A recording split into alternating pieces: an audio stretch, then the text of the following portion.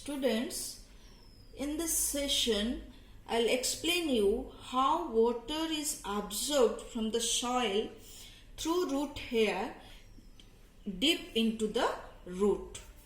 Right? So to understand this process of absorption in the root, you must once again go through the internal structure of root so that you can understand easily this process.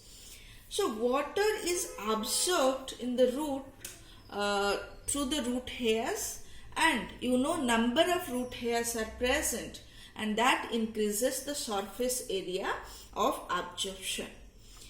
So what happens here, you can see this is the root hair, right, and this is soil. So from this soil, the soil water enters into the root hair. Then the water which enters into the root hair, that follows two pathways to move deep into the root.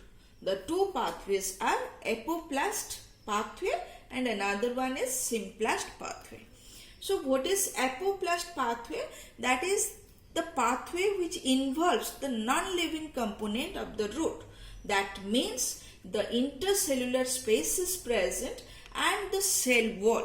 So here the water moves through the cell wall and through the intercellular spaces continuously deep into the root. So let us see here.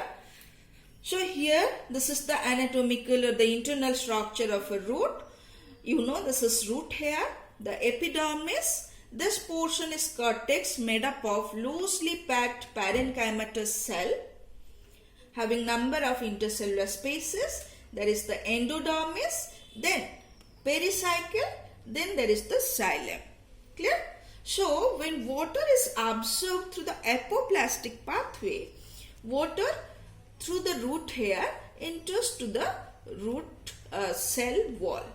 So through this cell wall, you can see here cell wall, it moves to the adjacent cell wall through the intercellular spaces, it moves in the cortex and reaches in the region of endodermis. What happens? The endodermis in the root gets the side wall of the cell of endodermis gets deposited with a water impervious material known as suberin. So the endodermis cell wall is not permeable to the water. So now what happens? This water which moves through the apoplastic pathway, that needs to enter into the cell. So this pathway is known as apoplastic pathway.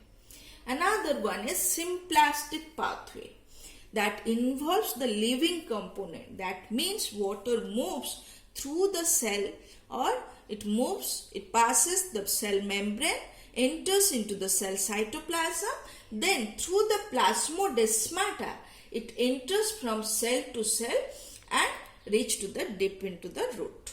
So how? Here you see the water enters into the root hair by the process of osmosis.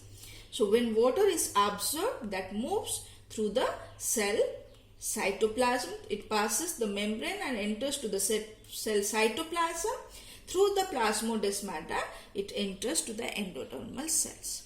So remember, in the cortex region, both apoplast and symplast takes place. But what about the endodermis? In the endodermis, only symplastic pathway takes place. So whether water comes through the apoplast or symplast, that needs to enter into the endodermal cell. Then after crossing the endodermis, there is the pericycle. Again in the pericycle, water can move through the apoplastic pathway or through the symplastic pathway.